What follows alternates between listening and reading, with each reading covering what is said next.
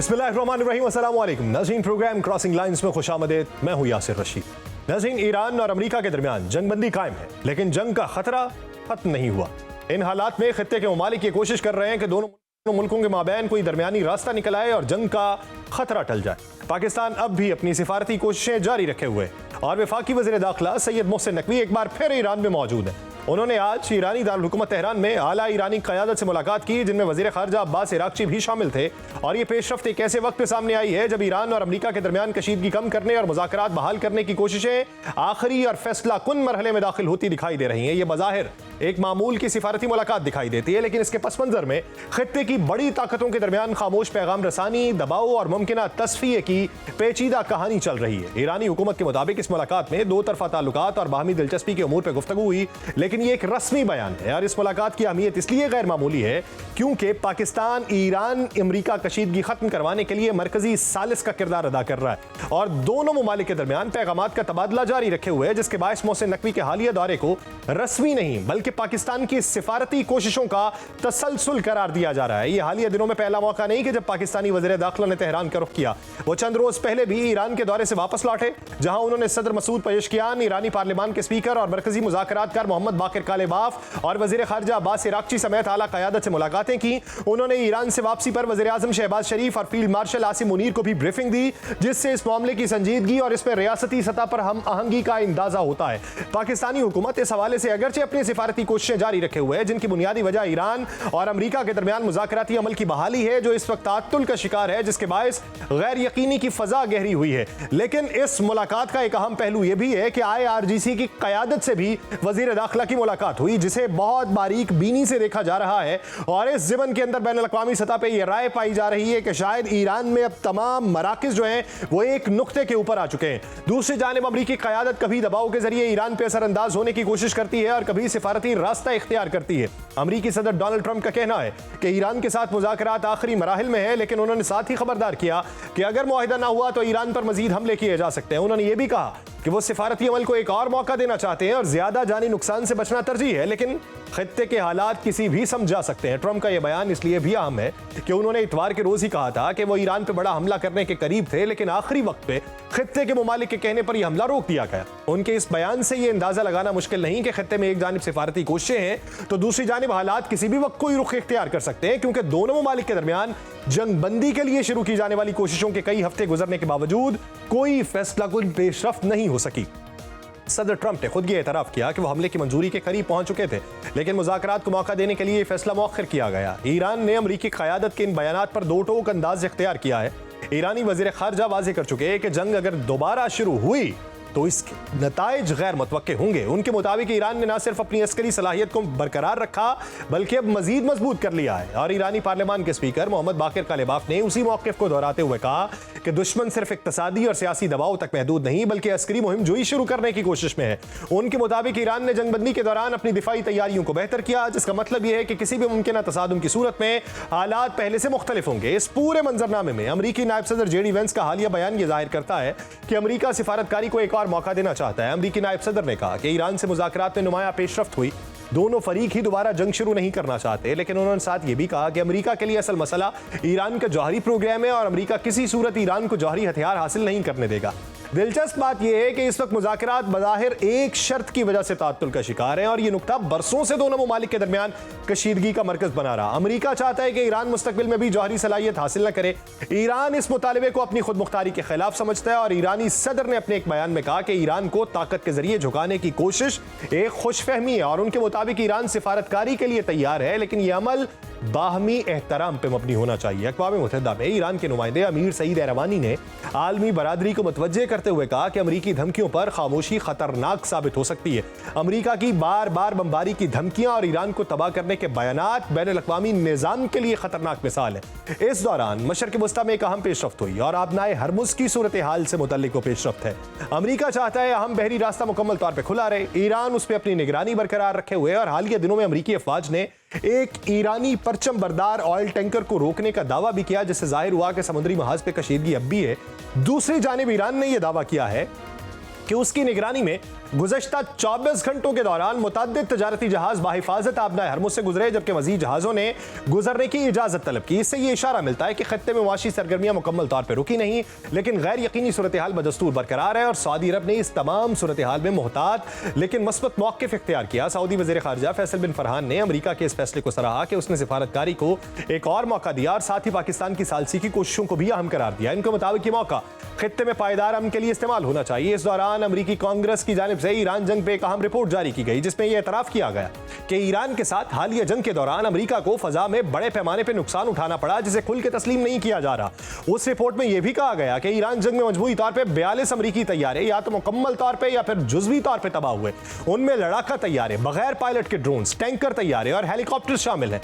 यह सिर्फ तादाद नहीं है, हर एक वाकया अलग कहानी रखता है, जिसमें तकनीकी नाकामी, दुश्मन की मज़ाहमत, बाज़ औक़ात अपनी ही गलतियां भी शामिल हैं। 2 मार्च 2026 को कुवैत की फजाओं में पेश आने वाले वाक़ये ने इस सब को एक वाज़ेह मिसाल के तौर पर पेश किया, जब 2 F-15E स्ट्राइक ईगल तैयारे दिलचस्प तौर पर फ्रेंडली फायरिंग के शिकार होकर तबाह हो गए। उस दोस्ताना तसादुम में हमला मच गया, लेकिन यह वाक़या इस बात की निशानदही करता है कि जदीद तरीन टेक्नोलॉजी के बावजूद जंगों में गलती की गुंजाइश खत्म नहीं हुई। इस वाक़े के चंद हफ्तों बाद ही एक और F-15E तैयारा ईरान के अंदर ऑपरेशन के तौर पर गिर के तबाह हुआ, जिसके पायलट्स को बाद में रेस्क्यू कर लिया गया। इस दौरान ही अमेरिका का जदीद तरीन F-35A लड़ाका तैयारा ईरानी फजाई हुदूद में मिशन मुकम्मल करने के बाद हंगामी लैंडिंग करने पर मजबूर हुआ। उस हवाले से सरकारी तौर पर जारी की गई तफसीलात अगरचे महदूद है, लेकिन मुख्तलिफ रिपोर्ट्स में इशारा मिला कि उस जदीद अमरीकी लड़ाका तैयारे को ईरानी दिफाई निज़ाम ने निशाना बनाया था। यह वाक़या उस तसव्वुर को चैलेंज करता है कि जदीद स्टेल्थ टेक्नोलॉजी हर खतरे से महफूज है। फजाई नुकसानात सिर्फ लड़ाका तैयारों तक महदूद नहीं रहे।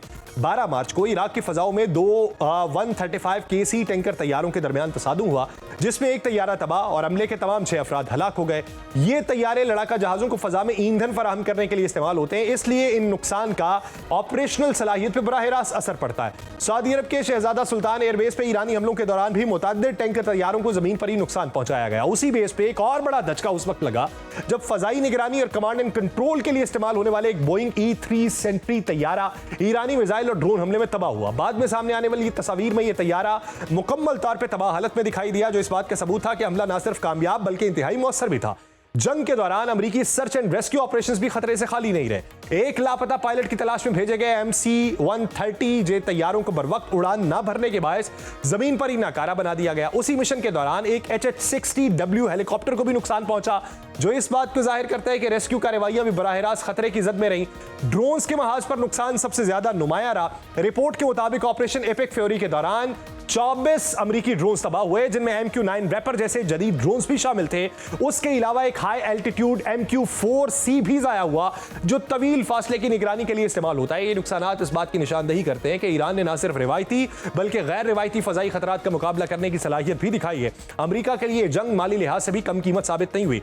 पेंटागन के मुताबिक जंग पर अमरीकी अखराजात $29 अरब से तजावुज कर चुके हैं, जिनमें दिफाई साजो सामान, उनकी मरम्मत, बहाली और नए आलात की फराहमी है। और ये रकम उस हकीकत को मजीद वाज़ेह करती है कि फजाई जंग सिर्फ मैदान में नहीं, मईशत पर भी भारी पड़ी।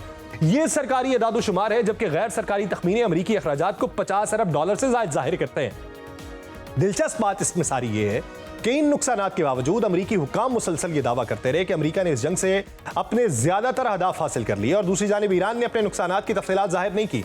वो कभी कभार कहते हैं $270 बिलियन, कभी वो $375 बिलियन पे चला जाता है कि नुकसान मेरा हुआ जो अमरीका ने किया, लेकिन उसका यह मौक़िफ़ बरकरार है कि वो मज़ाहमत की मुकम्मल सलाहियत रखता है। इस दौरान ईरान के मेनाब स्कूल पे अमरीकी हमला अब भी सदर ट्रंप और उनकी इंतजामिया का ताक़ुब कर रहा है, जो अगरचे उस हमले की जिम्मेदारी कबूल करने से गुरेज कर रही है, लेकिन यह आसान साबित नहीं होगा।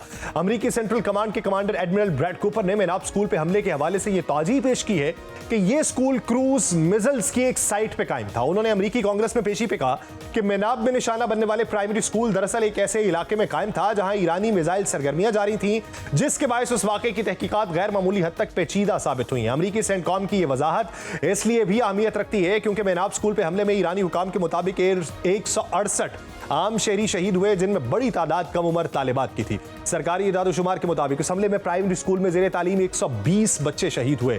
एडमिरल ब्रैड कूपर ने मजीद कहा कि अमरीकी फौजी कार्रवाइयों में शहरी हलाकतों से बचने की हर मुमकिन कोशिश की जाती है। अमरीकी सेंटकॉम के उस बयान पर ईरान ने शदीद रद्द-ए-अमल जाहिर किया। ईरानी वज़ारत ख़ारिजा के तर्जुमान इस्माइल बकाई ने उस दावे को मुकम्मल तौर पर बेबुनियाद और गुमराहकुन करार देते हुए कहा कि दरअसल एक ऐसे हमले को जवाब फराहम करने की कोशिश है जिसमें मासूम बच्चों और असातिज़ा को निशाना बनाया गया। उन्होंने एक्स पे जारी एक एक बयान में कहा कि स्कूल को किसी मिसाइल साइट से जोड़ना हकीकत को मसख करने के मुतरादिफ है और यह हमला अपनी नौइयत में एक खुला कत्लेआम था। उनके मुताबिक इस कार्रवाई के जिम्मेदार अमरीकी फौजी कमांडर्स को न सिर्फ जवाबदेह होना चाहिए बल्कि बैनुल-अक़वामी कानून के तहत उनके खिलाफ कार्रवाई होनी चाहिए। यह तनाज़ा सिर्फ बयानात तक महदूद नहीं बल्कि खुद अमरीका के अंदर भी इस मामले पर सवालात उठ रहे हैं। एक रिपोर्ट अमरीकी फौज की जारी तहकीकात का हवाला देते हुए बताती है कि स्कूल पर हमले की जिम्मेदारी अमरीकी अफवाज पर आयद होती है, जबकि अमरीकी हुकाम ने अब तक इसकी वाज़ेह तरदीद नहीं की बल्कि सिर्फ यह कहा कि तहकीकात जारी है। यही वो नुक्ता है जिसने नाक़दीन की सबसे ज्यादा तवज्जो हासिल की। माजी में जब भी अमरीकी फौजी कार्रवाइयों में शहरी हलाकतों के इल्जामात सामने आए, पेंटागन निस्बतन कम वक्त में इब्तदाई मालूमात जारी कर देता था, लेकिन इस मामले में 2 माह से ज्यादा वक्त गुजरने के बावजूद भी बुनियादी तफसीलात तक फराहम नहीं हुई, जो कई साबिक अमरीकी ओहदेदारों के मुताबिक गैर मामूली है। अमरीकी मीडिया में सामने आने वाली मालूमात इस इबहाम को मजीद गहरा करती है। मार्च के अवाइल में इब्तदाई फौजी तहकीकात करने वाले एहलकारों ने यह खदशा जाहिर किया था कि अमरीकी फोर्सेस ने मुमकिना तौर पर गलती से स्कूल को निशाना बनाया, लेकिन उस वक्त भी हतमी तस्दीक करने से गुरेज किया। बाद में कुछ रिपोर्ट्स में यह भी कहा गया कि हमला पुराने इंटेलिजेंस डेटा की बुनियाद पर किया गया, जिसकी वजह से हदफ की दुरुस्त निशानदही मुमकिन नहीं हो सकी। इस दौरान एक वीडियो भी मंजर आम पे आई जिसकी तस्दीक आजाद जराए ने नहीं की, जिसमें एक अमरीकी टोमाहॉक मिसाइल स्कूल के करीब वाक़ई ईरानी पासदारान इनकलाब के अड्डे को निशाना बनाता दिखाई देता है। यह वीडियो उस बयानिए को तकवीत देती है कि इस हमले में बुनियादी हदफ अगरचे ईरानी फौजी तंसीब ही थी, लेकिन हमला अपनी दुरुस्ती बरकरार न रख सका। इस मामले में ट्रंप के बयानात ने भी उलझन में इजाफा किया। उन्होंने इब्तदा में दावा किया कि हमले का जिम्मेदार ईरान हो सकता है, लेकिन कोई सबूत पेश नहीं किया। उनसे बाद में जब उस वीडियो के बारे में पूछा गया तो उन्होंने लाइल्मी जाहिर करते हुए दावा किया कि ईरान के पास भी टोमाहॉक मिसाइल हो सकते हैं, जिसे माहिरीन ने गैर संजीदा मौकिफ करार दिया। दूसरी तरफ अमरीकी वजीर जंग पीट हेग्सेथ ने सिर्फ ये कहा कि तहकीकात जारी है और अमरीका कभी जानबूझकर शहरी आदाफ को निशाना नहीं बनाता, लेकिन पेंटागन ने इस वाक़े से मुतल्लिक कई अहम सवालात के जवाब देने से गुरेज किया, जिनमें यह बुनियादी सवाल भी शामिल है कि आया स्कूल के करीब मौजूद मुबैना फौजी अड्डा पहले से तयशुदा हदफ था या नहीं। यह खामोशी अमरीकी कांग्रेस के अंदर भी मौजूए बहस बन चुकी है। डेमोक्रेट अरकान ने मुतअद्दिद बार तहरीरी तौर पर वजाहत तलब की, लेकिन पेंटागन की जानिब से मौसूल होने वाले खतूत में किसी भी सवाल का बराह रास्त जवाब नहीं दिया गया। सिर्फ ये कहा गया कि एक आजाद तफ्तीशी ऑफिसर मुकर्रर है और रिपोर्ट मुकम्मल होने पर शेयर कर दी जाएगी। रिपब्लिकन अरकान की जानिब से भी इस मामले पर अमूमी तौर पर खामोशी इख्तियार की गई, लेकिन सेनेटर जॉन कैनेडी ने इस वाक़े को बहुत बड़ी गलती करार देते हुए तस्लीम किया कि मुमकिन है अमरीका से संगीन कोताही हुई हो। माहिरीन के मुताबिक इस किस्म के वाक़यात में इब्तदाई जांच 2 बुनियादी सवालात पर मरकूज होती है कि क्या वाकई शहरी नुकसान हुआ और क्या अमरीकी फोर्सेस इस वक्त इस इलाके में कार्रवाई कर रही थी। दोनों बातें अगर दुरुस्त हो तो फिर बाज़ाब्ता तहकीकात शुरू हो जाती है। माहिरीन का कहना है कि मेनाब स्कूल हमले की तहकीकात का आगाज खुद इस बात का इशारा है कि अमरीकी हुकाम को अंदरूनी तौर पर मालूम है कि कार्रवाई उनकी जानिब से हुई। यही वजह है कि इस मामले को अब सिर्फ एक जंगी वाक़े के तौर पे नहीं बल्कि शफाफियत, जवाबदेही और बयानिए की जंग के तौर पे देखा जा रहा है। एक तरफ अमरीका है जो पेचीदगी का हवाला देकर वक्त ले रहा है, दूसरी तरफ ईरान है जो इसे वाज़ी तौर पे शहरी कत्लेआम के मुतरादिफ करार देता है। और इस पूरे मामले में असल सवाल अब भी वही है, क्या ये गलती थी या फिर एक ऐसा हमला जिससे बचा जा सकता था। इन सवालात का जवाब हासिल करना इसलिए भी जरूरी है क्योंकि मेनाब का वो स्कूल अब सिर्फ एक जोग्राफियाई मकाम नहीं रहा बल्कि जंगी बयानियों के तसादुम की एक अलामत बन चुका है। और इस वक्त भी जब दोनों मुल्कों के दरमियान मुज़ाकराती अमल दोबारा शुरू करने के लिए कोशिशें जारी हैं और मुमकिन है मुज़ाकरात शुरू होकर कामयाब भी हो जाएं, लेकिन ईरानी और दुनिया की दोस्त अवाम की इज्तिमाई यादाश्त से मेनाब के बच्चों पर हुए जुल्म की तल्ख यादें खत्म करना मुमकिन नहीं होगा। इस पूरे मंजरनामे पे गुफ्तगू की जाए, लेकिन एक शॉर्ट ब्रेक के बाद कहीं नहीं जाएगा। Stay with us. Welcome back नाज़रीन। यही जो तेहरान के गैर एलानिया और हंगामी दौरे हैं, इसी पे बात करने के लिए हमारे साथ मौजूद हैं एक्स एम्बेसडर जावेद मलिक साहब। मलिक साहब बहुत शुक्रिया आपके वक्त का।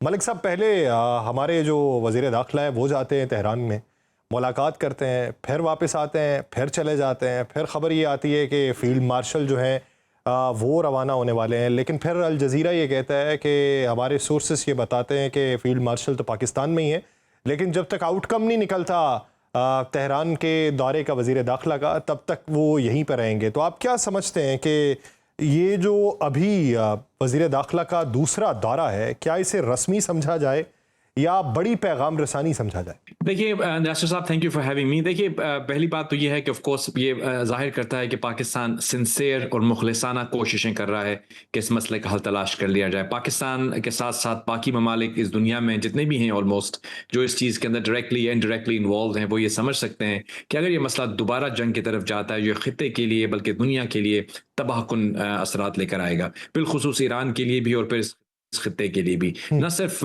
मिलिटरीली मैं बात कर रहा हूँ बल्कि इकोनॉमिक रिपरकशन जो है उसकी वो तबाहकुन हो सकती हैं। तो ऑफ कोर्स पाकिस्तान क्योंकि एक नेबर है ईरान का, वो मुखलिसाना कोशिशें कर रहा है कि उनको इस चीज़ का ऑब्वियसली बात भी की जाए उनके साथ। और हमने देखा कि इनके जो 2-3 दौरे हुए हैं इसीलिए हुए हैं कि जो मैसेज कैरी कर रहे हैं वो I believe it's so confidential कि वो को पर्सनली डिलीवर करते हैं। He is more like a message person, जो कि बात अमेरिका से आती है, यहाँ जाती है, यहाँ से वहाँ जाती है।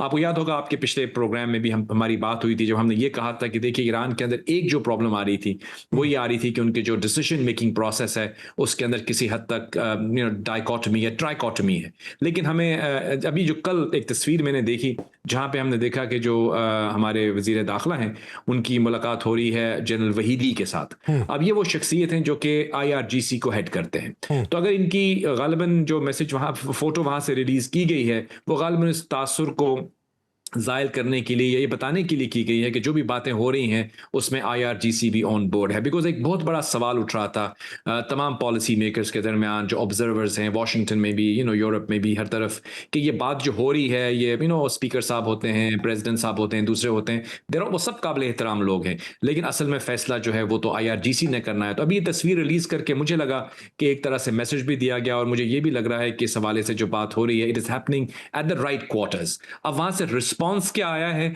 ये चीज ऑब्वियसली क्योंकि इतनी कॉन्फिडेंशियल रखी जा रही है इसके बारे में इल्म नहीं, लेकिन एक तशवीशनाक बात है यासिर साहब, I can share with you, वो ये है कि मैंने आज सुबह देखा कि वहां पे ईरान की तरफ से जो एक नक्शा जारी किया गया जिसमें उन्होंने ये कहा कि मुस्तकबिल में जब हम आपना हुर्मुज को खोलेंगे तो उसका एडमिनिस्ट्रेटिव कंट्रोल जो है वो हमारे पास होगा, और उन्होंने एक खदोखाल बताए हैं, पूरा लाहे अमल बताया है। और अगर मैं जब उसको गौर से देख रहा हूं तो उसमें तो बहुत सारा वाटर जो है वो तो इंटरनेशनल वाटर है, दूसरे ममालिक का वाटर है। तो अब मुझे समझ ये नहीं मलिक साहब इससे पहले भी जो IRGC ने आज से कोई 20-25 दिन पहले भी नक्शा जारी किया था जिसमें ये कहा गया था कि ओमान के साथ मिलकर हम इसका पूरा कंट्रोल संभालेंगे। उसमें ये फुजेरा और UAE और इसके साथ के मुल्हिका जो इलाके हैं वो सारे के सारे उसके अंदर शामिल थे, जिस पर UAE ने भी बड़े तहफ़्फ़ुज़ात का इजहार किया था। तो इस ज़िमन के अंदर अगर यही चीज़ें आगे बढ़ती हैं और इसका कुछ हल नहीं निकलता तो फिर क्या होगा? दूसरा ये कि आप इसको इस तनाजुर में क्यों नहीं देखते कि जिस तरीके से अमेरिका पॉस्चरिंग कर रहा है उसी तरीके से ईरान भी फिर अपने आप को अपर हैंड पे रखने के लिए पॉस्चरिंग कर रहा हो?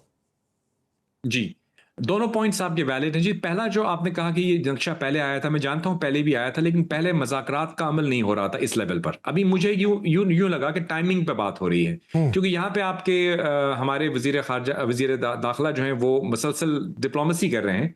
इस टाइम पे उसको जारी करना मुझे समझ में नहीं आया। पहले तो ये आ चुका है, ये वही नक्शा है जो पहले आया था, but it's been repeated. So I don't know whether ये कहीं कम्युनिकेशन गैप है या वैसे बाय रूटीन वो हो गया है। बट अगर वो और दूसरी बात आपकी बिल्कुल सही है, जो एनालिसिस मेरा भी है और बहुत से लोगों का भी है, वो ये समझते हैं कि जब कभी भी दो फरीक डिप्लोमेसी करते हैं, मुझे भी कुछ एक्सपीरियंस हुआ है थोड़ा बहुत डिप्लोमेसी का, तो उसमें यही होता है कि आप कई दफ़ा एक मैक्सिमलिस्टिक पोजीशन लेकर पब्लिकली जाते हैं, पॉस्चरिंग कहते हैं आप उसको, या आप उसको रेट्रिक भी कह सकते हैं। आप जाते हैं मसल फ्लेक्स करते हुए, लेकिन आपके दिल में पता होता है कि ये 2-3 पॉइंट्स जो है इनमें हमने गिव इन कर देना है और इसके एवज जो है हमने ये 2-3 चीज़ें जो है वो मनवा लेनी है। अब वो 2-3 चीज़ें क्या हैं, दिस ऑफ कोर्स वही लोग जानते हैं जो इस प्रोसेस का हिस्सा हैं। अगर तो उस एंगल से वो आया है तो फिर तो आई थिंक वो एक पॉजिटिव डेवलपमेंट है, पॉस्चरिंग है अगर, और अगर वो एक हार्ड लाइन का इंडिकेशन कर रहे हैं तो फिर थोड़ा ट्रबलसम है। I most likely agree with you कि ये पॉस्चरिंग है और मुझे लगता है कि डिप्लोमेसी जो है वो आगे बढ़ेगी एंड आई होप कि हम जंग की तरफ ना जाएं। आपके सवाल का जो आखिरी हिस्सा था, आपने फरमाया था कि अगर ये नहीं होता तो क्या होगा। यासिर साहब, इसका जवाब आप खुद दे सकते हैं। अगर ये मामला तय नहीं होते तो फिर हम जंग की तरफ जाएंगे। जंग जो है वो मसले का हल तो नहीं है, लेकिन that will be the last option. I think president Trump भी चाहते हैं कि तमाम डिप्लोमेटिक एफर्ट्स को वो पूरी तरह से चांस दें, इवन दो उन पे क्रिटिसिज्म भी होता है कि वो कहते हैं कि मैं हमला करने वाला हूं, फिर वो कहते हैं पाकिस्तान ने रिक्वेस्ट कर दिया, किसी दूसरे ने रिक्वेस्ट कर दिया और वो उसको एक तरह से बैक ट्रैक कर जाते हैं। लेकिन मैं उसको भी पॉजिटिवली देखता हूं कि देखिए at least he is giving diplomacy the as much chance as possible. जंग किसी मसले का हल नहीं है, डिस्ट्रक्शन कोई भी नहीं चाहेगा, ह्यूमैनिटी का लॉस होता है, लेकिन हम उम्मीद करते हैं कि उस तरफ हम नहीं जाएंगे। उन पर प्रेशर ज़रूर है बिकॉज अमेरिका के अंदर मौजूद भी प्रो इजरायली लॉबीज़ जो हैं, आपकी नज़र से शायद गुजरी होगी वो ट्वीट जो कि लिंसी ग्राहम जो सेनेटर हैं वेरी प्रो इजरायली क्रेडेंशियल्स वाले, उन्होंने कहा कि अगर प्रेसिडेंट ट्रंप इस तरह इसको अनफिनिश छोड़ के आते हैं तो हम इनको यहाँ पे इम्पीच भी कर सकते हैं। यानी एक थ्रेट उनको दे रहे हैं, वो ये कह रहे हैं कि आप इस तमाम मसले को लॉजिकल एंड तक लेकर आएं।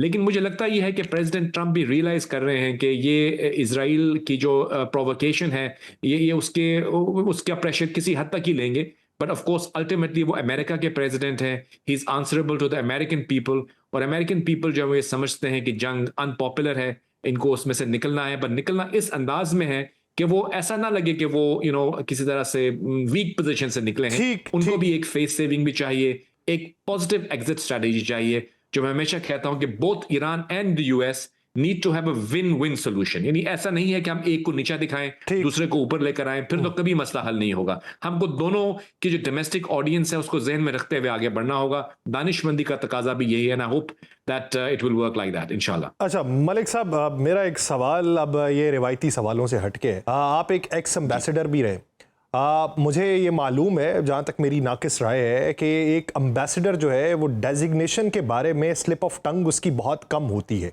बहुत उनकी प्रॉपर प्रैक्टिसेस होती हैं बैनुल-अक़वामी सिफारती ज़ुबान के हवाले से। गुफ्तगू करते करते आपने बात ये की पहले वज़ीर ख़ारजा का, फिर आप बोले वज़ीर दाखिला।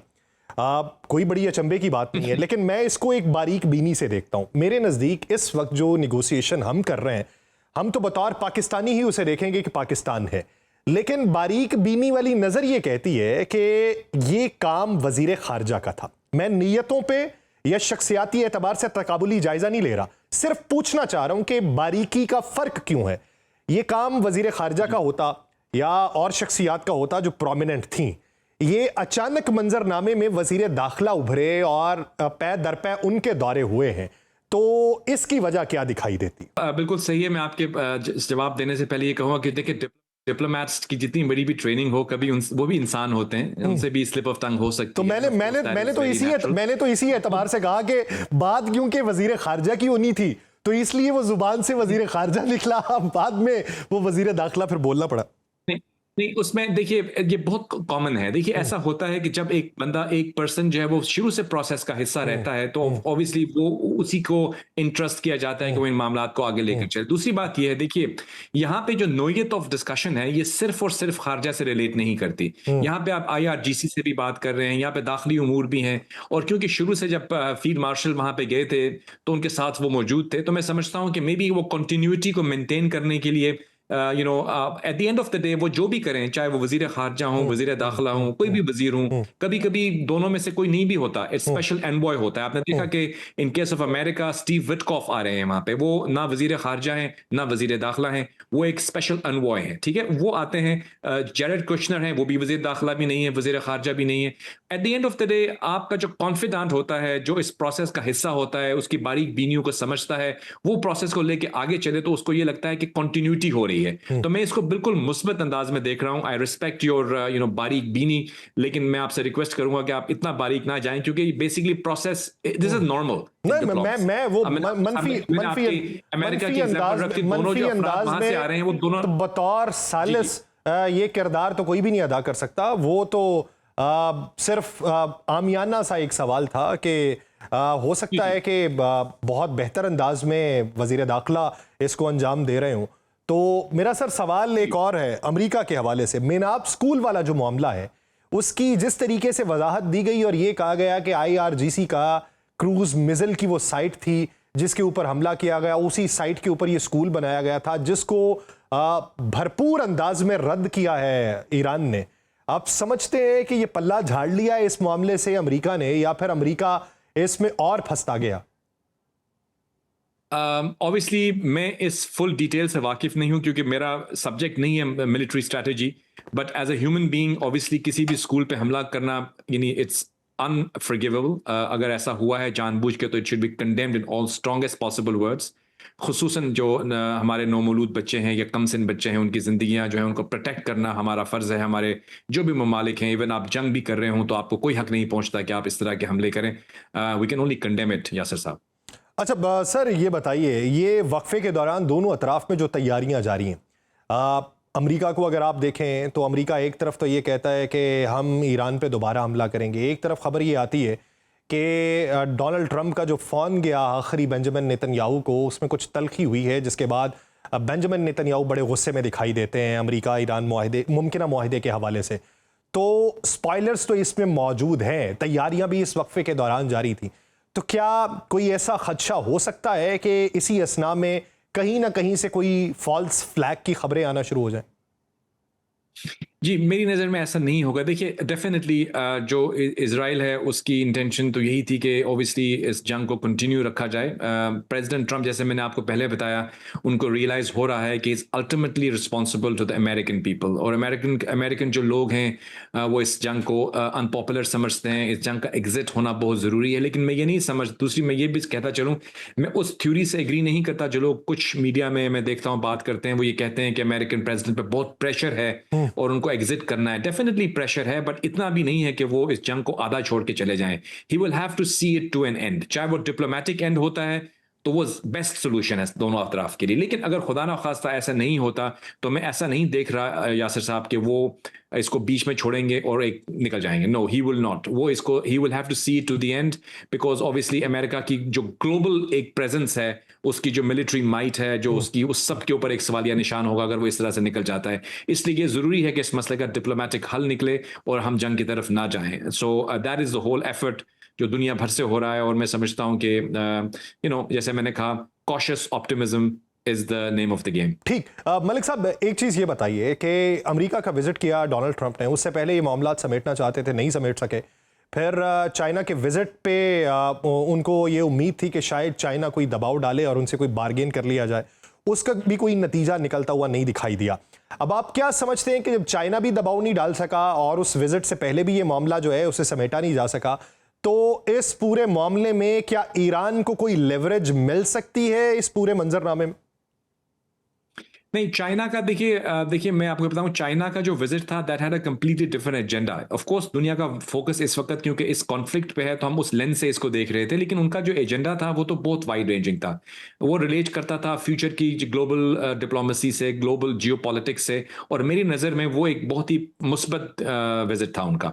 अगर आप चाहेंगे तो हम दूसरे प्रोग्राम में उसके बारे में तफसील से बात भी कर लेंगे कि उसके अंदर क्या पाया क्या खोया। लेकिन एक चीज़ मैं कहता चलूँ, इस चीज़ पे चाइना जो है वो और अमेरिका के मौक़िफ़ में कोई जो है वो तफरीक नहीं है। चाइना भी ये समझता है कि ईरान को जो है वो न्यूक्लियर ताकत नहीं होना चाहिए। ये एश्योरेंस उन्होंने ली है उनसे। दूसरी बात मैं आपको ये बताऊं कि डिप्लोमेटिकली भी अमेरिका के जो प्रेसिडेंट थे उन्होंने तो 2 माह डिले किया इस विजिट को, बिकॉज वो वहां पे नहीं जाना चाहते थे एज अ वीक प्रेसिडेंट। वो ना ही ये चाहते कि इस मसले का हल बीजिंग से निकले। देखिए, अगर वो बीजिंग जाके वहां से इसका हल करते तो फिर तो ये साबित होता है कि America could not solve the issue, उसको चाइना की मदद की जरूरत पड़ी। तो वो तो कभी भी नहीं चाहेंगे कि बीजिंग से उसका हल निकले। अगर उनके दरमियान कोई अंडरस्टैंडिंग डेवलप होती है, वो इम्प्लिसिट होगी, एक्सप्रेस नहीं होगी, यानी विजिबल नहीं होगी। It will remain under cover, और असल में ये यही चाहेंगे कि ये खुद इस मसले का हल निकालें। तो मैं तो एक्सपेक्ट नहीं कर रहा था कि चाइना जाने के बाद वहां से कोई अनाउंसमेंट होगी। यानी वो खुद इस मसले का हल निकाल के विनिंग ट्रॉफी जो है वो खुद हासिल करना चाहते हैं। तो फिर देखते हैं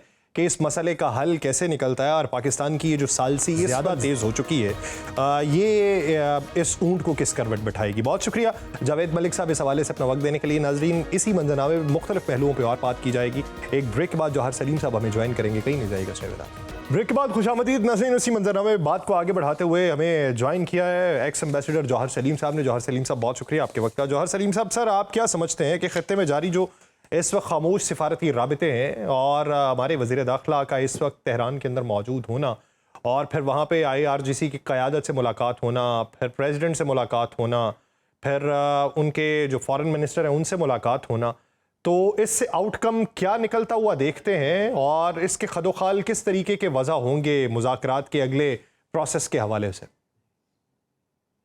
जी बिल्कुल, इस वक्त बहुत ही क्रिटिकल स्टेज है। जाहिर है जो सिचुएशन इस कॉन्फ्लिक्ट की है, और उसमें ये सफारतकारी तो बहुत ही अहम है, क्योंकि देखें और कोई मुल्क तो इस वक्त ये रोल अदा नहीं कर रहा, पाकिस्तान ही कर रहा है। पाकिस्तान पहले तो फैसिलिटेटर था, फिर उसके बाद मीडिएटर, और अभी तो शायद मीडिएटर प्लस का रोल इस वक्त मैं समझता हूँ कि पाकिस्तान अदा कर रहा है। और उसमें इस वक्त चीन की तारीफ भी पाकिस्तान को हासिल है। ये देखें, चीन और रूस इस वक्त जाहिर है वहां पे भी समिट एक हुई है। उससे पहले वहां पे प्रेसिडेंट ट्रम्प की समिट जो हुई उनके साथ, शी जिनपिंग के साथ, फिर उसके बाद गल्फ स्टेट्स की डिप्लोमेसी भी अब एक्टिवेट हुई है। तो एकदम हमें बहुत ही ज्यादा एक इंटेंस डिप्लोमेसी हर तरफ नजर आ रही है, क्योंकि पूरी दुनिया की निगाहें जो हैं वो इसी कॉन्फ्लिक्ट पे हैं, इससे सारे इफेक्ट हो रहे हैं। अब पाकिस्तान की जो, अगर पाकिस्तान की जो डिप्लोमेसी के हवाले से खुसूसन बात करें, तो पिछले कुछ दिनों में खास तौर पे उस सिचुएशन से जहां पे अमेरिका तो बिल्कुल जंग के लिए तैयार था दोबारा से, वो समझ रहे थे कि वो जिसे कहते हैं ना कि जो ये सारे एफर्ट्स हैं, दे हिट अ वॉल, और उनको अब कोई ऑप्शन नहीं है उनके पास सिवाय इसके कि दोबारा वो बॉम्बिंग कैंपेन करें या जो बाकी उनके पास मिलिट्री ऑप्शंस हैं वो एक्सरसाइज करें। उसमें कुछ इंटरसीड उन्होंने भी किया, गल्फ स्टेट्स ने भी। साथ ही साथ अमेरिका को ये भी लगता है कि पाकिस्तान जो डिप्लोमेसी कर रहा है उसमें रास्ता निकल सकता है, और इसीलिए अभी ये जो दौरा जिसकी आपने बिल्कुल अब जिक्र किया वजीर दाखिला का, इसमें जो मुलाकातें हुई हैं उसमें जाहिर है सदर पेज़ेशकियान से बहुत अहम है, वजीर खारजा से भी, लेकिन जो IRCG के commander in chief Ahmad Vahidi से मुलाकात, वो मैं समझता हूँ इस वक्त जो अफगानिस्तान जो ईरान की रादर सिचुएशन है उसके तनाजुर में बहुत अहम है, क्योंकि वहां पे इस वक्त जो प्रैग्मेटिस्ट हैं, जो हार्डलाइनर्स हैं, उनके दरमियान थोड़ा सा एक फर्क है नुक्ता नजर का, और उस फर्क की वजह से भी जो निगोशिएशंस हैं उन पे बहुत ज्यादा असर पड़ा है। अच्छा जौहर साहब, आप क्या समझते हैं कि इस फर्क में दरमियानी रास्ता पहले ईरान के अंदर निकल आएगा, और अगर निकलेगा तो कितने अरसे में जो अब तक ना निकल सका? देखिए, रास्ता निकलने के लिए तो विलिंगनेस चाहिए ना। अगर विलिंगनेस वो हो जाए तो रास्ता बहुत जल्द भी निकल सकता है। इसमें मसला वक्त का नहीं है, मैं समझता हूँ मसला ये है कि ईरान के अंदर जो प्रैग्मेटिज्म है उसको प्रिवेल करना है, और उसमें जाहिर है पाकिस्तान का जो रोल है इस वक्त प्रपोजल्स, काउंटर प्रपोजल्स, और फिर साथ ही साथ ये प्रपोजल्स और काउंटर प्रपोजल्स तक महदूद नहीं होता, उसमें आपसे भी वो मशवरा मांगते हैं, बिकॉज ईरान को बहुत ज्यादा ट्रस्ट है। और फिर पाकिस्तान जैसे मुल्क का जो उनके हमसाये भी हैं, इस वक्त पाकिस्तान को जिस तरह एक नेट स्टेबलाइजर के तौर पे भी देखा जा रहा है, तो उसमें कई बार ऐसे मौकों पे जो दोस्त मुल्क अपना खसूसन जो जिसको आप बरादर मुल्क कहते हैं, वो मशवरा जब देते हैं तो उसको उसकी एक अहमियत होती है। तो मैं समझता हूँ कि देखें, इसमें क्योंकि अमेरिका के पर्सपेक्टिव से वक्त बहुत ज्यादा नहीं है, वो इस प्रोसेस को बहुत ज्यादा तवील नहीं देखना चाहेंगे अब, तो इसलिए शायद ये देखें इस वक्त क्योंकि बीच में ईद और ईद की छुट्टियां आएंगी, तो ये मुमकिन है कि उससे पहले नहीं तो ईद के फौरन बाद अमेरिकन जो है उस वक्त तक ये समझ लें वक्त है, क्योंकि उसके बाद फिर अगर उनको लगा कि इसमें से इस प्रोसेस में से जो है कुछ निकल नहीं रहा उनकी मंशा के मुताबिक, तो फिर जाहिर है कि वो दूसरी ऑप्शंस देखेंगे अपनी। तो उस सेंस में मैं समझता हूँ कि जो टाइम फ्रेम है वो यही है इस वक्त। अच्छा सर, बात ये भी हो रही है कि 30 रोजा 60 रोजा हो सकता है, तो क्या हम ये समझें कि इब्तदाई तौर पे जो बात हो रही थी कि नहीं, अभी इब्तदाई फ्रेमवर्क पे कंसेंसस होने की ज़रूरत है और उसके बाद अगले मराहिल होंगे, तो ये 30 रोज़ा या 60 रोज़ा की अगर बात हो रही है तो क्या इसे इन्हीं दिनों के अंदर हतमी शक्ल देने की बातें हो रही हैं, या फिर ये अभी मफरूजात हैं, चहमगोइयाँ हैं, सरगोशियाँ हैं जिन पे कान धरने की ज़रूरत नहीं है? नहीं, देखिए, ये तो इस्लामाबाद जब टॉक्स हुई थी, इस्लामाबाद में जब उनके दोनों ईरान के और अमेरिका के डेलीगेशन, वो भी इतने ज़्यादा सीनियर डेलीगेशन जो हैं, मुज़ाकरात का एक दौर हुआ था, तो उस वक्त भी मैंने ये कहा था कि जो मैं मुमकिन समझता हूँ यह है कि कोई शुरू में एक फ्रेमवर्क अंडरस्टैंडिंग हो, ठीक, और फिर उसके बाद जो बाकी अमूर हैं उन पे फिर तवील मुज़ाकरात बाद में हो सकते हैं, क्योंकि उसमें बहुत सारी टेक्निकलिटीज भी इन्वॉल्व हैं, न्यूक्लियर के जो मिसाइल हैं मिसाल के तौर पे, या अगर सैंक्शंस रिलीफ मिलनी है, एसेट्स की अनफ्रीजिंग है। अच्छा, ये चीज जो है अभी तक जो है मैं समझता हूँ कि वो इसी शेप में आएगी, बल्कि अब तो प्रेसिडेंट ट्रम्प देखें वो तो ऐलान कर चुके हैं कि जी लेटर ऑफ इंटेंट्स की बात हो रही है, या शुरू में ये MOU की बात हो रही, तो उसमें तो अब कोई शक उस तरह से नहीं रहा कि अमेरिका भी इस चीज पे तैयार है कि जी ठीक है, पहले एक फ्रेमवर्क अंडरस्टैंडिंग हो, बेशक वो लेटर ऑफ इंटेंट की सूरत में हो या MOU की सूरत में हो, और फिर बाद में 30 दिन का या 60 दिन का वो जो दौर हो। लेकिन देखिए, इसमें जो आम चीज है जो मैं समझता हूँ कि कुछ लोग इसमें मिस भी कर रहे हैं वो ये है कि ये लेटर ऑफ इंटेंट या एमओयू सिर्फ ये नहीं होगा कि आप कहेंगे कि हाँ जी हमने ये तय किया आपस में कि जिन चीजों पे मुज़ाकरात करें, ऐसा नहीं होगा। अगर ऐसा होना होता तो ये बहुत पहले का हो गया होता। सही। होगा क्या, इसमें एक असूल तय होंगे, ब्रॉड प्रिंसिपल जिनको कहते हैं, पैरामीटर्स तय होंगे न्यूक्लियर पे भी, अपने हुर्मुज़ पे भी, सैंक्शंस रिलीफ पे भी, और वो उन ब्रॉड पैरामीटर्स के अंदर फिर बाद में डिटेल नेगोशिएशंस होंगी। और अगर वो ब्रॉड या पैरामीटर्स या समझ लें वो जो असूल है, जो रहनुमा असूल उनको कह लें या गाइडलाइंस कह लें, वो जो है अगर तय नहीं पाएंगी तो फिर बात नहीं बनेगी। क्योंकि अगर सिर्फ बात यही होनी होती कि ठीक है जी अभी जंग बंद कर देते हैं और फिर मुज़ाकरात करेंगे 30 दिन के अंदर अंदर और 60 दिन के अंदर अंदर, तो फिर ये बात तो उस वक्त भी हो सकती थी, ये बीच में भी बहुत से वक्त आए हैं उसमें भी हो सकती थी।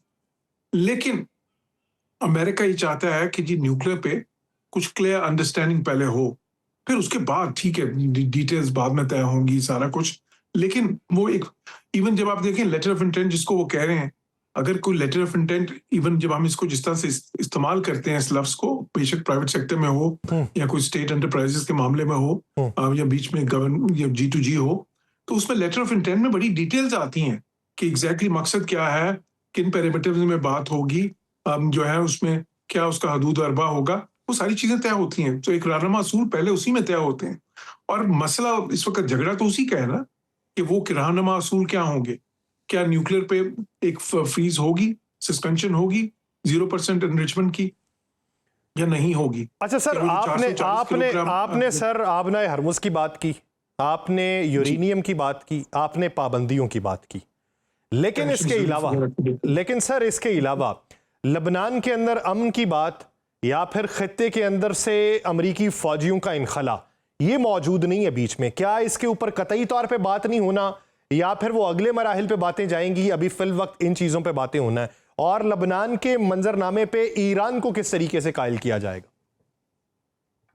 देखिए लेबनान पे एक तो मुज़ाकरात हो भी रहे हैं ना इस वक्त, जो लेबनान की हुकूमत है और इजराइल के माबैन मुज़ाकरात जो है वो अमेरिका की, लेकिन सर उसमें हिजबुल्लाह किस हद तक शामिल है या हिजबुल्लाह के इलाके किस हद तक महफूज है, ये वहां पे एक अलग से बहस शुरू है। बिल्कुल ये सही है, उसमें हिजबुल्लाह उस तरह से नहीं है, वो स्टेट टू स्टेट कोशिश कर रहे हैं, लेकिन उसमें जाहिर है हिजबुल्लाह एक फैक्टर है और ईरान चाहेगा कि हिजबुल्लाह भी उसमें शामिल हो उस प्रोसेस में। तो देखिए उसके अलावा जो 14 पॉइंट्स हैं, अगर वो ईरान के देखें तो उसमें तो वो रेपरेशंस की बात भी करते हैं, वो जो अमेरिका का मिलिट्री ड्रॉ डाउन की भी बात कर रहे हैं, वो सिक्योरिटी गारंटीज की भी बात कर, वो तो बहुत से हैं ना इस तरह पॉइंट्स, अमेरिका की तरफ से भी बहुत सारे हैं। वो तो कहते हैं जी आप मिसाइल प्रोग्राम जो है अपना उसको उस पर भी लिमिट्स लगाएं, वो कहते हैं आप अपनी प्रॉक्सीज जो है उनको भी रेन इन करें, वो कहते हैं आप ये गारंटी भी दें कि आप इस खत्ते में मुदाखलत फिर नहीं करेंगे। तो कहने का मकसद ये है कि फिर उस तरह की दोनों साइड्स पे बहुत सारी ख्वाहिशात हैं और वो डिस्कस भी आगे हो सकती हैं, लेकिन जिस बात पे जो मेक और ब्रेक है ना, जो चीजें जिस पे इस वक्त बात बन सकती है या बात बिगड़ सकती है, वो ये हैं न्यूक्लियर इश्यूज हैं, सैंक्शंस रिलीफ हैं और अपना हुर्मुज़ के मामलात हैं। अच्छा सर, अभी खबरें ये सुनने में आई कि मैं इससे पहले जावेद मलिक साहब से भी इसी बारे में बात कर रहा था कि डोनाल्ड ट्रंप का नेतन्याहू से एक राब्ता होता है, टेलीफोन कॉल जो बंद होती है ये एक नाराज़गी के ऊपर होती है नेतन्याहू की तरफ से, तो वो अमेरिका की ईरान के साथ होने वाले मुज़ाकरात के मुखालिफ दिखाई देते हैं। अब इस पूरे मंजरनामे में इब्तदा तो इजराइल से हुई थी और उसी की मफादात का तहफ़्फ़ुज़ करने के लिए अमेरिका इसमें कूदा था। अगर इजराइल अब की बार नाराज है तो फिर स्पॉइलर वो किस हद तक बनता रहेगा और फिर आगे जो है वो इस पूरे मामले के अंदर लूप होल्स किस हद तक बरकरार रहेंगे? जी बिल्कुल, ये अहम नुक्ता है और बल्कि ये तो जो आपने सारी बात की है, ये मैं इससे पहले बहुत बार ये बात कर चुका हूं बारहा कि इजराइल बहुत ही अहम फैक्टर है इसमें, क्योंकि फरीक है लेकिन मुज़ाकरात में शामिल नहीं है, और फरीक भी बल्कि अहम तरीन जो अमेरिका के साथ वो इसलिए है कि जंग तो शुरू ही उन्होंने कराई है और 30 साल से ये कोशिश कर रहे हैं, और इसराइल वो फरीक है वो जो नहीं चाहता कि जंग खत्म हो, क्योंकि ये उनके इंटरेस्ट में है कि ये जंग जो है तबादला इख्तियार करे और ईरान के साथ कोई अमन ना हो अमेरिका का, ये उनके इंटरेस्ट में है। नेतन्याहू के जो पर्सन उसके सियासी इंटरेस्ट में भी है और वो उनके नेशनल इंटरेस्ट में वो वहां पे बहुत सारे लोग समझते हैं उनके है। अच्छा अब देखें, ये जो आपने फोन कॉल की बात की, बिल्कुल ये बहुत जगह पे रिपोर्ट हुई है कि 1 घंटे तवील उनकी जो है ना फोन पे बात हुई और उसमें सख्त अल्फाज का भी तबादला हुआ। अब वो मसला क्या है उसमें, और ये मैं बारहा कह चुका हूँ कि अमेरिका को एक मसला, जिस तरह अगर ईरान में हम हार्डलाइनर्स की बात करते हैं तो अमेरिका में जो हार्डलाइनर्स है उनको तो खैर ट्रम्प कंट्रोल कर सकता है, उनको तो कोई मसला नहीं है, लेकिन इजराइल जो है वो भी एक हार्डलाइनर है। सो अमेरिका की तरफ से इजराइल हार्डलाइनर है और स्पॉइलर का भी रोल अदा करते हैं। तो उसको कंटेन किसने करना है? उसको अमेरिका नहीं करना है। अब अमेरिका कंटेन किससे करेगा? वो इसी तरह करेगा कि जो इजराइल की रेड लाइंस हैं वो कहीं ना कहीं साथ लेके चलते हैं वो। अब देखिए, न्यूक्लियर पे अगर अमेरिका इस वक्त इतना ज्यादा इंसिस्टेंट है कि जब तक न्यूक्लियर पे बात नहीं होती, इन दो इश्यूज पे बात एक इंच आगे नहीं चलेगी, उसकी वजह काफी हद तक इजराइल भी है ना, क्योंकि वो उनको पता है इजराइल की ये शर्त है, उसके बगैर इजराइल नहीं मानेगा, तो इसलिए वो उसको साथ लेके चलते हैं। लेकिन मैं समझता हूँ कि अमेरिकन जो भी मुआहदा करेंगे, ठीक है, उनके आपस में जितना भी अभी इससे पहले नेतन्याहू की, इससे पहले भी कितने अमेरिकी से दूर से नाराजगियां हो चुकी हैं। बाइडेन के साथ कोई अच्छे ताल्लुकात नहीं थे, ओबामा के साथ तो बोलचाल बंद थी नेतन्याहू की बहुत साल। तो बात यह है कि नेतन्याहू जो है उसको अमेरिका में भी बड़ा मुश्किल वो समझा जाता है। एक जो है ना वजीर आजम इसराइल का, जिसे डील करना उनके लिए इंतहाई सब्र तलब होता है कई बार। और ट्रम्प के तो खैर, ट्रम्प के साथ तो जो रेपो थी नेतन्याहू की, वो किसी के साथ नहीं रही पहले भी। सही। और इसीलिए ट्रम्प को ये गुमान भी था, प्रेसिडेंट ट्रम्प को, कि ये मेरी बात नहीं टालेगा। तो अब देखें, जो भी मुआहदा अगर ट्रम्प इसको करेंगे तो वो तो फिर ट्रम्प को ही इंश्योर करना पड़ेगा कि वो पाया तकमील तक पहुंच सके। मेरा जौहर साहब की ख्वाहिशात शामिल होंगी। सही। मेरा एक आखिरी सवाल सर, जो एक रिपोर्ट मंजर आम पे आई मुश्तबा खामनाई साहब के हवाले से, कि वो इस वक्त जो है इस हद तक आइसोलेशन में चले गए हैं जिसे डिजिटल आइसोलेशन कहा जा रहा है, जो दुनिया के 4-5 शख्सियात से मुतासिर होके या उनका अंजाम देख के, जिसमें हसन नसरुल्लाह साहब का भी एक हवाला दिया जा रहा है कि किस तरीके से उनकी शनाख्त हुई और किस तरीके से उन्हें असैसिनेट किया गया। फिर बिन लादेन का भी हवाला दिया गया कि दूर दराज के इलाकों में रह लेने से कोई महफूज नहीं हो जाता, तो इस वजह से मिलिट्री एरियाज़ में जो है बंकर बस्टर जो जगहों के ऊपर रहना, और उसके साथ साथ फिर प्यूटन और किम जोंग उन का भी हवाला दिया गया उस रिपोर्ट में कि प्यूटन जिस तरीके से मुख्तलिफ जगहों के ऊपर रहते हैं, लोकेशन ट्रेस नहीं हो पाती, और किम जोंग उन जो है वो अवामी रवाबित भी कभी कभी इतने ख़त्म कर देते हैं कि उनके करीबी रफ़का को नहीं पता होता वो कहाँ पे हैं, तो इसलिए वो दुनिया से छुप के रहना चाहते हैं मुश्तबा खामनाई। तो अगर यही पॉलिसी ईरान के अंदर प्रिवेल कर रही है तो मुश्तबा खामनाई के हवाले से हम क्या उम्मीद रख सकते हैं कि अवामी सतह पे क्या कभी नमूदार होंगे? देखिए, बिल्कुल आपने प्रेसिडेंट प्यूटन की बात की। प्यूटन पे कहा जाता है कि कोई 25 के करीब असैसिनेशन अटेम्प्ट्स हुए, लेकिन वो जाहिर है कि उनकी सिक्योरिटी इतनी अच्छी है। अच्छा, बाय द वे वो डुप्लीकेट्स का भी इस्तेमाल करते हैं, क्योंकि बिल्कुल हम शक्ल जो है वो भी होते हैं कई मौके पे, तो पता ही नहीं होता जो लेट्स से कि उनको जो भी उनके खिलाफ कोई साजिश करना चाहे, उनको पता नहीं होता कि वो वहां पे पुतिन होंगे या उनके कोई हमशक्ल होंगे। ठीक। तो खैर इसी तरह किम जोंग के बारे में भी कहा जाता है, लेकिन मुश्तबा खामेनेई जो है इनका जरा मुख्तलिफ है। ये उस तरह जाहिर ना उस तरह की सिक्योरिटी रखेंगे, ना उसी तरह की जो है ना तरीके अपनाएंगे। देखिए, खतरा तो है। अमेरिकन तो नहीं चाहेंगे, शायद इजरायली चाहेंगे। इजरायलीज बिल्कुल चाहेंगे, अगर उनको मौका मिले तो वो तो चाहेंगे कि जो इस लेवल की लीडरशिप है उसको असैसिनेट करें, तो उनको प्रिकॉशंस तो बिल्कुल लेने पड़ेंगे। और फिर मुश्तबा खामेनेई ऑलरेडी देखें एक वक्त में वो क्रिटिकल सिचुएशन में थे, वहां से उन्होंने रिकवर किया है, तो वो ऑलरेडी भी जो है ना वो इतना आसान नहीं है इस सारी सिचुएशन में। तो मैं समझता हूँ कि देखें, ये चीज जो है ये ईरान की जो निगोशिएटिंग एबिलिटी है उसमें इम्पैक्ट कर रही है, क्योंकि ईरान में जब अली खामेनेई की हयात में he was the final word, ठीक है ना जी, एक आवाज थी, ठीक है, बहुत सी बातें होती थी, उनको कई मौके पे उनको मनवा लिया गया, रूहानी ने उनको मनवाया, सदर पेज़ेश्कियान ने भी उनको मनवाया, जो जिस चीजों को शुरू में नहीं तस्लीम करना चाहते थे, लेकिन फाइनल वर्ड उनका होता था। ठीक है, अगर आपने कोई बात करनी, किसी ने प्रेसिडेंट ने भी कोई बात करवानी है तो फिर उनको मनवा के करवाई जाती थी। ठीक। अभी ईरान में जो है वो जाहिर है कि उस तरह की बात नहीं है, इसी वजह से थोड़ा सा वो प्रोसेस भी कॉम्प्लिकेट हो गया है निगोशिएशन का, इसीलिए क्योंकि उसमें IRCG का जो असर नफूज है वो भी बढ़ गया है। फिर जाहिर है कि जब आप बहुत सारी जो अहम तरीन पोजिशंस हैं, जिस तरह बाकी जुल्कदर हैं या मोहसिन रजाई हैं जो नेशनल सिक्योरिटी एडवाइजर हैं, या सेक्रेटरी है नेशनल सिक्योरिटी काउंसिल के जुल्कदर, तो ये भी सारे बहुत ज्यादा हार्डलाइनर्स हैं। फिर दूसरी तरफ जाहिर है कि मॉडरेट्स भी हैं या प्रैग्मेटिस्ट उनको कह लें, यानी सबको राजी करना, फिर उसमें वो उनको इंटैक्ट रखना, वो तो मुस्तफा खामनाई साहब का ही किरदार होगा। तो इसलिए वो जो प्रिकॉशनरी मेजर्स लिए जा रहे हैं वो पूरे हालात रख के लिए जा रहे हैं। बहुत शुक्रिया जौहर सलीम साहब इस हवाले से अपना वक्त देने के लिए। नाज़रीन, प्रोग्राम का वक्त खत्म हुआ जाता है। आपसे मुलाकात होगी पीर के रोज़। अपना बहुत सा ख्याल रखिएगा। अल्लाह निगहबान।